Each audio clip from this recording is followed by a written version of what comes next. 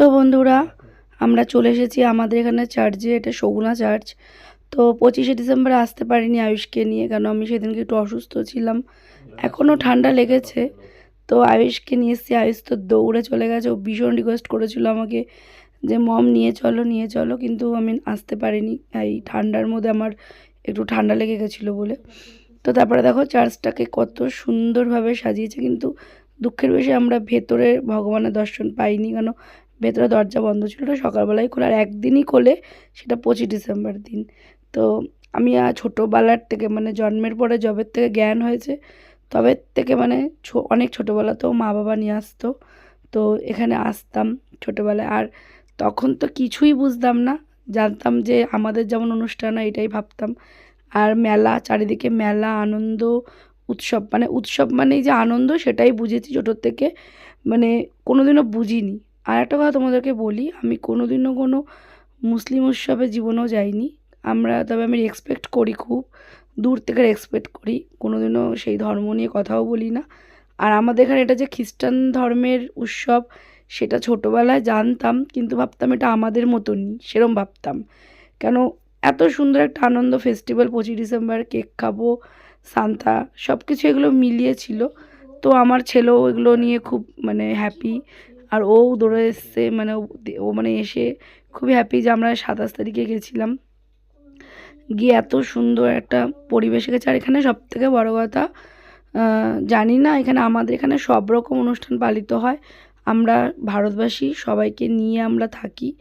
আমাদের এখানে কোনোদিন এসব ধর্মবিদ্বেষ আমরা দেখিনি ছোটো থেকে। তা বলে কি নিজের ধর্মটাকে অসম্মান করি? কক্ষনোই না। নিজের ধর্মটা তো আমার মাথার ওপরে, কিন্তু অন্যের ধর্মকেও আমি কি অস্বীকার করব? সেটাও না। সবার যা ধর্ম, যার যার উৎসব সবার, ঠিক আছে? তো যে যেইভাবে নেবে জিনিসটাকে। তো তারপরে আয়ুষ খুব ঘুরছিল চার্চটাকে, খুব সুন্দরভাবে ও দেখছিল। আর আমি একটা ছোট্ট ভিডিও তোমাদের সাথে শেয়ার করলাম, কেন যেহেতু আমি ভ্লগ বানাই, ভিডিও বানাই, সব রকম ভিডিও বানাই। আমার যেটা চোখে খারাপ লাগে সেটার প্রতিবাদ করি, যেটা ভালো লাগে সেটারও কথা বলি, সব রকম ভিডিও বানাই। আর আমাদের এখান থেকে, মানে আমাদের বাড়ির থেকে চার্চে যেতে প্রায় লাগে 15 মিনিট লাগে, কেন বাড়ি থেকে আমরা গাড়িতে গেছিলাম। তো আয়ুষ তো দৌড়াচ্ছে, মানে ভেতরে যাবে বলে, ও খুব আনন্দ পেয়েছে। একটা শিশুর মধ্যে, মানুষ এটা বোঝে না, একটা শিশুর মধ্যে কখনো ধর্মবিদ্বেষ ঢোকাতে নেই। একটা শিশুকে এইভাবেই বোঝাতে হয় যে তিনি ভগবান। আমি তাকে ভগবানই বলেছি, আমি বলেছি বাবা প্রণাম করো, এটা ভগবান। আমি তাকে গডও বলিনি, কিছুই আল্লাহও বোঝাইনি, আমি তাকে আমার ধর্ম দিয়ে বুঝিয়েছি ভগবান। তো আমার ছেলেও সেটাই জিজ্ঞাসা করেছে, মম ঠাকুরকে কেন এইভাবে রেখে দিয়েছে? তো আমি সেই হিস্ট্রিটা ওকে বলিনি সেইভাবে, জাস্ট মানে ও ছোটো তো, ওকে আনন্দ দিলাম। একটা কথা বলছি তোমাদেরকে বন্ধুরা, চার্চে এসেছি 27 তারিখে, মানে সত্যি বলছি, তোমরা মানবে কি না আমি জানি না, ঠিক আছে? আমি কোনো ধর্মভেদাভেদ ছোট থেকে দেখিও নি, আর দেখতে চাইও না। আর আমাদের এখানকার পরিবেশটা এত সুন্দর, এত একটা শান্তিপ্রিয় জায়গা, মানে বাবার সাথে মায়ের সাথে ছোটোবেলা আসতাম, ঠিক আছে? মানে অনেক স্মৃতি আছে, ঠিক আছে? তো আজকে অনেক কিছু সোশ্যাল মিডিয়ায় দেখে, কিন্তু আমি মনে করি ভগবান সব জায়গাতেই থাকে, ভিন্ন রূপে থাকে, ঠিক আছে? সবাইকে সম্মান করে বড় হয়েছি, এটাই হয়তো আমাদের কাছে অনেক বড়। আর আমাদের এখানে এত সুন্দর সাজিয়েছে, আর এত মানে ঢুকলাম না যে একটা পজিটিভিটি ফিল পেলাম। তো আমার ভীষণ ভালো লাগলো, ঠিক আছে? আর এখানে সবসময় সুশিক্ষা দেওয়া হয়, মানে এখানে সব কনভার্ট স্কুলে এখানে সবাই পড়াশোনা করে। এই গির্জার এখানে স্কুল আছে অনেক আমাদের এখানে, মানে শিক্ষাটা সত্যি ম্যাটার করে। হ্যাঁ বাবা, একটা ঘন্টা বাজলো। হ্যাঁ ঘন্টা বাজলো, ওটা টাইমিং ঘন্টা, ঠিক আছে? তো এটাই বলবো যে ধর্মবিদ্বেষ করা উচিত নয়। সবার আনন্দ করাটাই বছরের শেষ, আনন্দ করাটাই খুব মানে ইম্পর্টেন্ট লাইফে। তো চলো তোমাদেরকে ঘুরে ঘুরে দেখাচ্ছি। আর 27 তারিখে এসেছি, খুব ভালো লাগছে, খুবই ভালো লাগছে, খুবই ভালো লাগছে। চলো। তো যতটা টাইম ছিল পুরো চার্চটাকে দৌড়ে দৌড়ে দেখেছে, ও ভেতরে যেতে পারেনি, ও পুরো দৌড়ে এনজয় করলো।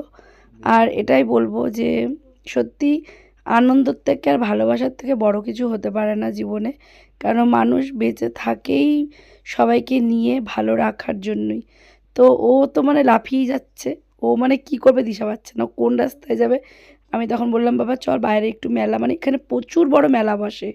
তো তো আমরা যেহেতু 27 তারিখে গেছিলাম, মেলা মানে সেদিনকে লাস্ট মেলা ছিল, মানে সব চলে গেছে, কিছু কিছু দোকান ছিল।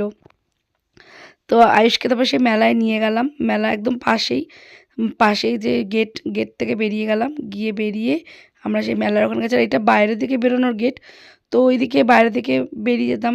আর সেই মানে এসছি না, সেই ছোটোবেলার স্মৃতিগুলো মনে পড়ছে যে আমরা সে কী করতাম, মানে সারাটা দিন কখন মানে যাব, কি ড্রেস পরবো, এরকম একটা ব্যাপার ছিল। তো তারপরে ফাইনালি দেখো আমরা মেলায় এসেছি।